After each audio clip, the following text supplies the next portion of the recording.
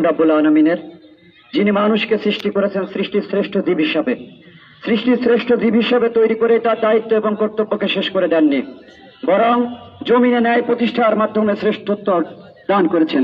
আমি স্মরণ করছি সেই সমস্ত মানবতার উপরে যারা সৃষ্টির সূচনা লগ্ন থেকে বর্তমান সময় পর্যন্ত জমিনে ন্যায় প্রতিষ্ঠার জন্য বুকে তাজা রক্ত ঢেলে দিয়েছেন।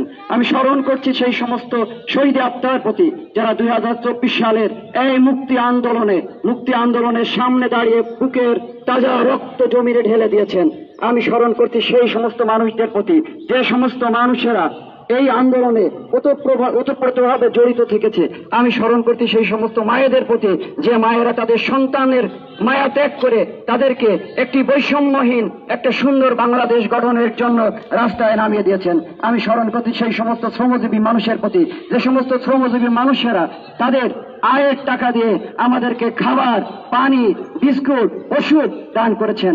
আমি স্মরণ করছি সেই সমস্ত মানুষদের প্রতি যারা এখন পর্যন্ত মৃত্যুর সাথে বিভিন্ন হসপিটালে পাঞ্জা লড়ছে। সম্মানিত উপস্থিতি, এমন একটা পর্যায়ে দাঁড়িয়ে আপনাদের সামনে কথা বলছি যখন স্বাধীনতার 50 বছর পরেও আমরা স্বাধীনতা পাইনি। আসলে স্বাধীনতা তো 50 বছর হয়েছে, 1971 সাল থেকে বর্তমান সময় পর্যন্ত। আমরা কি আমাদের স্বাধীনতা পেয়েছি? আমরা কি আমাদের অধিকার পেয়েছি? আমরা কি সমাজে ন্যায় প্রতিষ্ঠা করতে পেরেছি? আমরা কি বৈষম্য দূর করতে পেরেছি?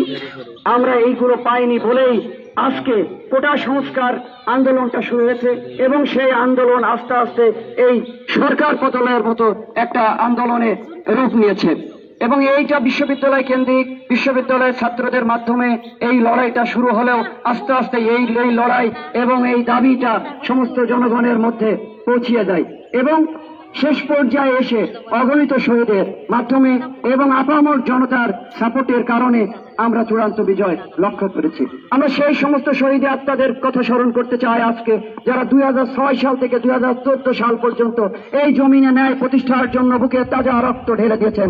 তাদের সেই আত্মত্যাগের স্তম্ভের উপরে দাঁড়িয়ে আজকে 24 সালে আমরা চূড়ান্ত বিজয় অর্জন করেছি। সবাই বলে আলহামদুলিল্লাহ।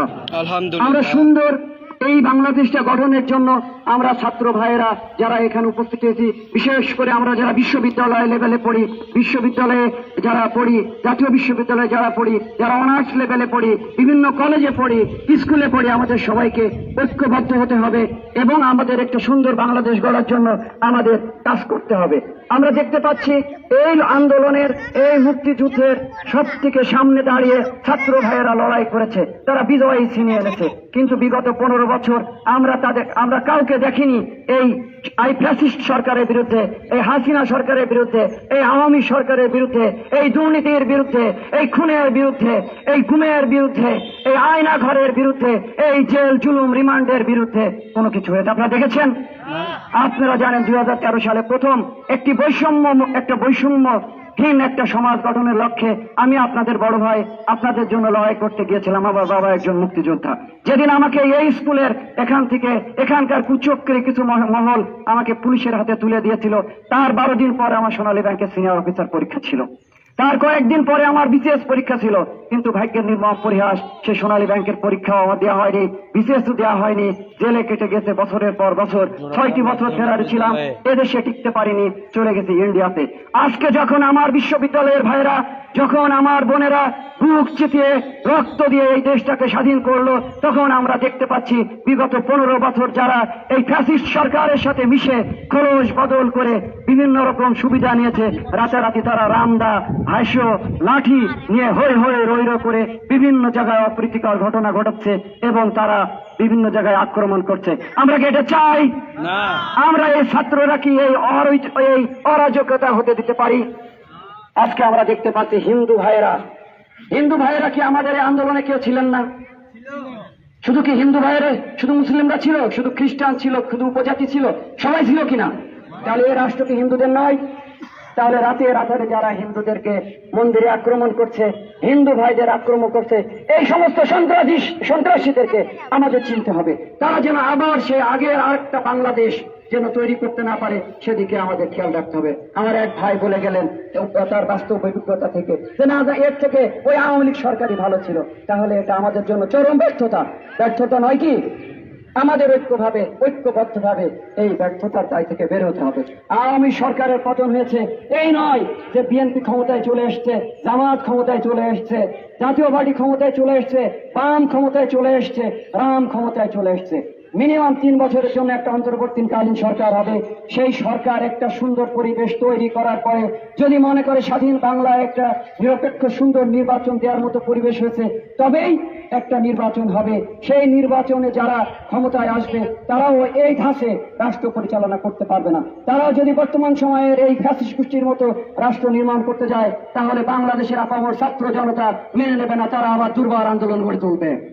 অতএব আজকে এখানে দাঁড়িয়ে আমার বিশ্ববিদ্যালয়ের ভাইদের পক্ষ থেকে যারা বাংলাদেশের বিভিন্ন বিশ্ববিদ্যালয়, তাদেরকে আমি ওই সমস্ত সন্ত্রাসী গোষ্ঠীদের জানিয়ে দিতে চাই যে আপনারা মনে করছেন যে স্বাধীন হয়ে গেছে আর আমরা রাম রাজ্য পেয়ে, হ্যাঁ, এটা রাম রাজ্য নয়, এটা ছাত্রদের বাংলাদেশ, এটা আন্দোলনের বাংলাদেশ, এটা রক্তের বিনিময়ে মুক্ত বাংলাদেশ। এখানে যা কিছু তাই করা যাবে না। এখানে যারা প্রশাসনের দায়িত্বশীল আছে তাদের সাথে আমার কথা হয়েছে, তারা আমাকে বলেছে যারা এই ধরনের ভাঙচুর, যারা এই ধরনের লুটপাট, যারা এই ধরনের নৈরাজ্য, যারা সংখ্যালঘুদের উপর অত্যাচার করছে, আপনারা তাদের লিস্ট করুন, আমাদের কাছে বলুন, আমাদের ফোন করুন, আপনারা তাদের কাছের সাথে বেঁধে রাখুন, আমরা তাদের গ্রেপ্তার করে নিয়ে আসবো। আমি বলতে চাই সম্মানিত উপস্থিতি, আমরা এখানে জোড়াদা ইউনিয়ন, বাচ্চু ইউনিয়নের সম্মানিত ভাইয়েরা উপস্থিত আছি। আমাদের এই আন্দোলনটা শুধু আমাদের এই যে আপনার যে লড়াইটা, আমাদের যে বৈষম্য সমাজ গঠন বা আমরা যে প্রোটেকশনের কথাটা বলছি, এটা আমরা শুধুমাত্র জোড়াদার মধ্যে বা বাক্সার মধ্যে সীমাবদ্ধ রাখবো না। আমরা অচিরে এখানে একটা কমিটি গঠন করে হরিণাকুণ্ডুতে একটা ছাত্রদের এরকম একটা সুন্দর একটা মিলনের ব্যবস্থা করে একটা কমিটি করে টোটাল হরিণাকুণ্ডুতে বিরোধী মতের কোনো হিন্দু, কোনো সংখ্যালঘু কারোর প্রতি কোনো ধরনের কোনো অত্যাচার, কোনো ঘটনা না ঘটে, সে ব্যাপারে আমরা অতি শীঘ্রই উদ্যোগ নেব। কি আপনারা চান যে আমরা টোটাল হরিণাকুণ্ডুকে একটা সুন্দরভাবে আমরা গঠন করি? এটাকে আপনারা চান ভাইয়েরা? অবশ্যই আপনাদের চাইতে হবে, কারণ এই বাংলাদেশের জন্য আমরা বুকে রক্ত দিয়েছি। আমি আমার যৌবনে 10টা বছর পার করেছি, জেল, জুলুম, রিমান্ড কি হয়নি। আমার হাতে যেগুলো দেখছেন এগুলো সব আমার রিমান্ডের দাগ।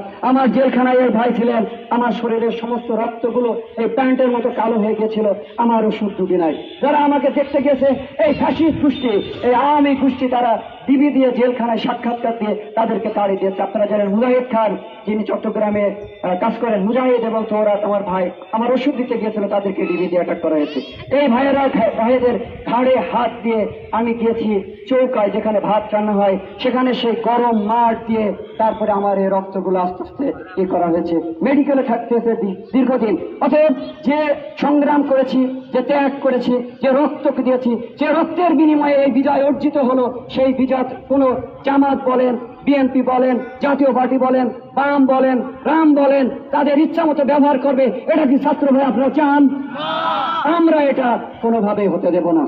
অতএব আপনাদের পরিশেষে যারা এই ধরনের অরাজকতা করছেন তাদেরকে উদারতা আহ্বান জানায়, ভাই এখনো সময় আছে, আপনারা সুদ দিয়ে আপনারা শান্ত হন, আপনারা কোনো সরকারি স্থাপনায় হামলা করবেন না, আপনারা কোনো সংখ্যালঘুদের উপর দিয়ে আক্রমণ করবেন না, আপনারা সর্বাবস্থায় সুন্দরভাবে এই সমস্যা পরিচালনা করার জন্য আমাদের সহযোগিতা করুন। আর আপনারা যদি সহযোগিতা পরিহার করেন তাহলে ফ্যাসিস্ট হাসিনার বিরুদ্ধে আমরা যে দুর্বার আন্দোলন গড়ে তুলেছি, আপনাদের বিরুদ্ধে আমরা এরকম অ্যাকশন যেতে দুইবার চিন্তা করব না। কি বলেন ভাইয়েরা? পরিশেষে আজকের এই অনুষ্ঠানে সবাইকে আসার জন্য ধন্যবাদ জানিয়ে আমি আমার বক্তব্য এখানে শেষ করছি। আসসালামু আলাইকুম ওয়া রাহমাতুল্লাহ। এখন কমিটি গঠনের একটা প্রক্রিয়া হবে। কমিটি গঠনের পরে আপনারা যার যার মতো শেষে চলে যাবেন। আর এখানে ফোন নাম্বারটা আদান প্রদান করবেন। যদি কারোর এলাকা ঝুঁকিপূর্ণ থাকে, সাথে সাথে মমিন আছি, আমি আছি, এখানে প্রশাসনের ভাইদের নাম্বার আছে, আমার সাথে যোগাযোগ করবেন, সাথে সাথে অ্যাকশন নিয়ে যাবে। আপনারা যারা ইয়াং ছেলেরা আছেন, আপনারা অনেকেই অনলাইন চালান, আপনারা মন্দিরের কাছাকাছি থাকবেন, আপনারা সংখ্যালঘু ভাইদের বাড়ির কাছে থাকবেন, কারা তাদেরকে অত্যাচার করছে, কারা আক্রমণ করছে, এগুলো আপনারা দেখবেন, দেখে লিস্টগুলো আমাদের দেন। এই 24 সালে যে রাজাকার, এই রাজাকারদের আমরা ধরে ঠিকই শাস্তি দিয়ে দেবো। এই উদার আহ্বান দেখে আমি আমার বক্তব্য শেষ করছি। আসসালামু আলাইকুম ওয়া রাহমাতুল্লাহি ওয়া বারাকাতুহু।